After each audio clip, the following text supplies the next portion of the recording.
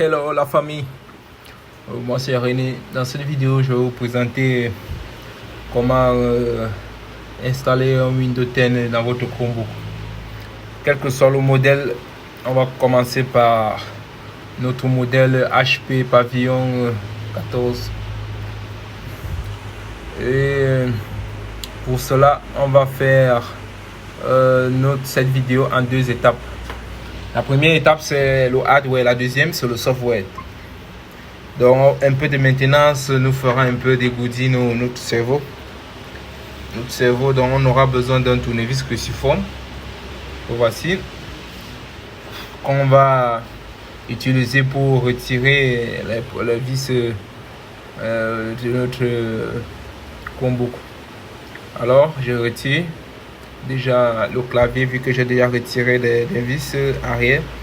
Je retire le clavier, je déconnecte la nappe du clavier et ensuite je vais déconnecter la nappe synaptique de la souris et ensuite déconnecter la nappe d'allumage.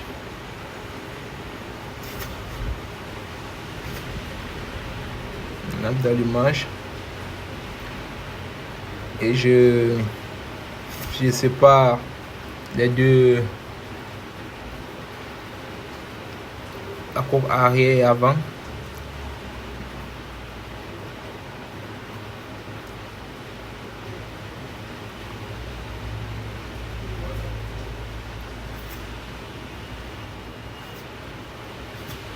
Voici. Tout doucement et délicatement.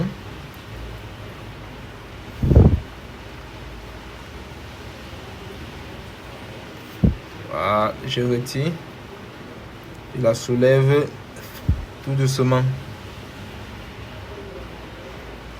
À présent, nous sommes en face de notre carte mère.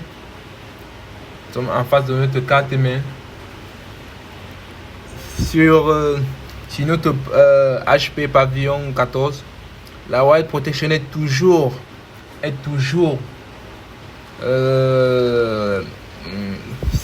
entre les deux bornes de notre port USB, de nos ports USB que voici. Voici notre Wire Protection qu'on va tout juste baisser. Ça nous permet d'écrire sur notre invité de commande, parce que sans cette désactivation, nous ne pouvons pas insérer une invité de commande ou bien taper une ligne de commande pour pouvoir s'exécuter.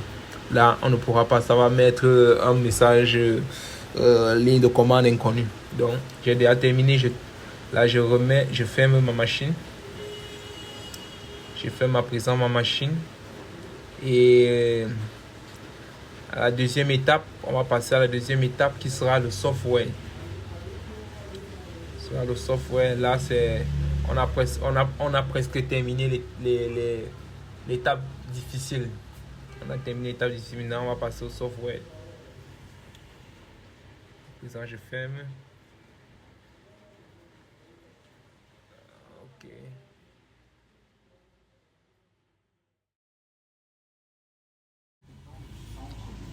Et voilà, on a presque assemblé notre machine. À présent, on passe sur le software.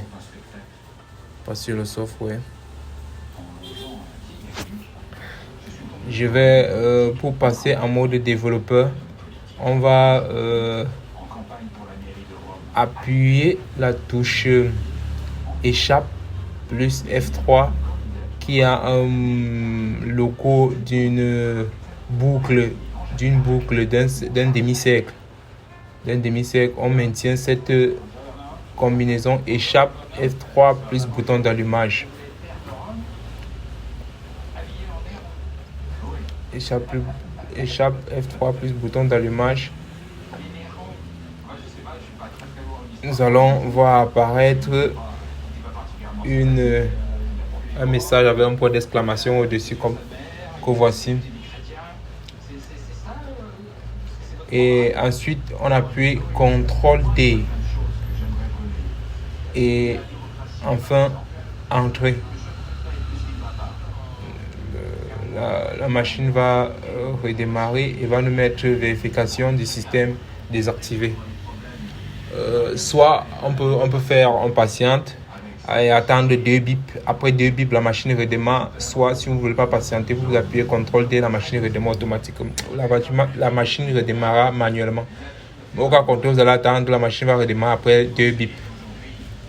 Donc voici l'écran.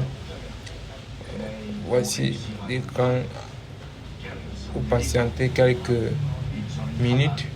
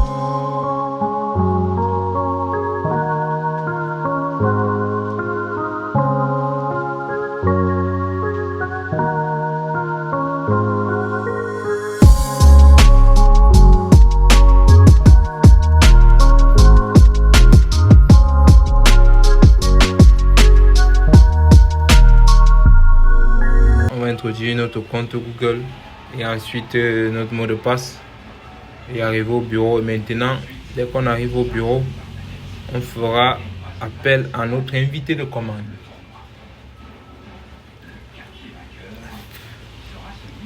Notre invité de commande.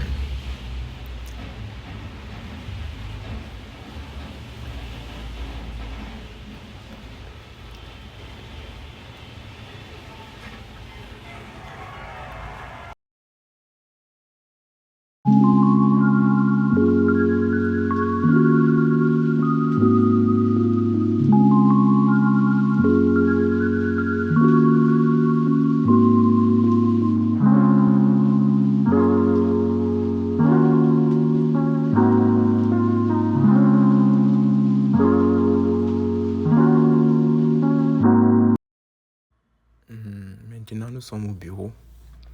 Nous sommes arrivés au bureau. Ce qu'on fera ensuite, c'est appeler l'invité de commande. Et pour cela, pour appeler l'invité de commande, on appuie CTRL-ALT-T. Là, Chrome nous affiche notre invité de commande. Et en passant, lorsque vous n'avez pas réussi à désactiver la White Protection, vous n'aurez pas le privilège d'entrer dans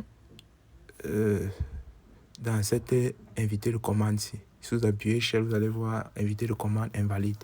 Si vous voyez cela, si vous voyez cette information, sachez bien que vous n'avez pas désactivé la White Protection. Lorsque cela a été fait, là, vous entrez dans ce Chrome localhost. Maintenant, on va devoir vérifier les informations de notre firmware, de notre BIOS. Si la White Protection a été désactivée, pour cela, je vous invite à regarder ce lien.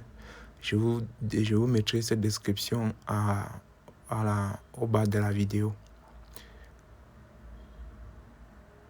Maintenant, on va copier ce lien et le coller ici.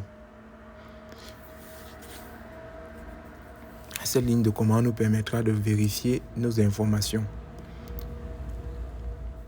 du BIOS.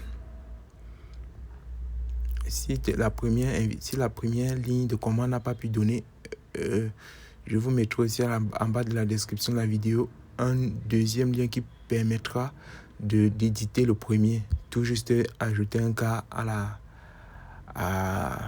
la deuxième ligne. Là maintenant, nous téléchargeons la ROM. Mais avant, nous allons avoir un aperçu des travaux qu'on a effectués. Voilà. Voici notre firmware. Voici nos informations de la firmware. Voici nos informations de la firmware. On a notre White Protection qui a été désactivé. Comme vous le voyez, il a été désactivé. On a toute l'information, même le nom de notre appareil HP Pavillon. Et maintenant, nous allons saisir la commande 2 pour pouvoir installer les mises à jour de Wi-Fi à notre BIOS. Nous allons saisir la commande, appuyer sur la touche 2 et puis entrer. Patienter que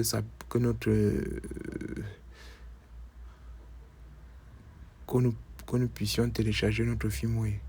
Lorsque vous entrez, vous appuyez sur la touche 2 et puis entrer, ça vous dit est-ce que vous êtes sûr de vouloir continuer, vous mettez oui. Donc Y, appuyez entrer, vous allez aussi mettre là oui, Y.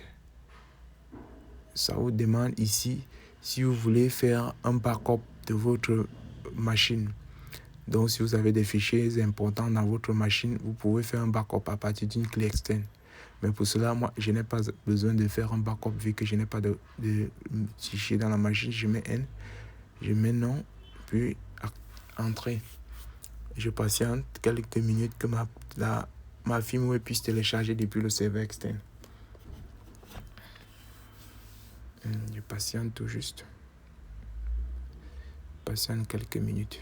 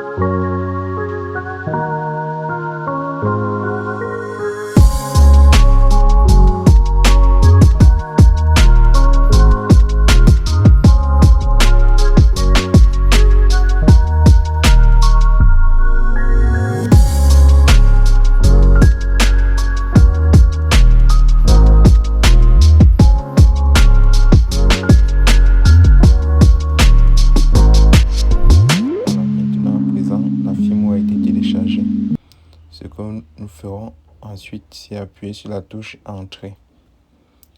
Nous appuyons sur la touche Entrée. Nous appuyons sur la touche Entrée. Puis sur la touche R pour redémarrer. Nous patientons, la machine redémarrera automatiquement.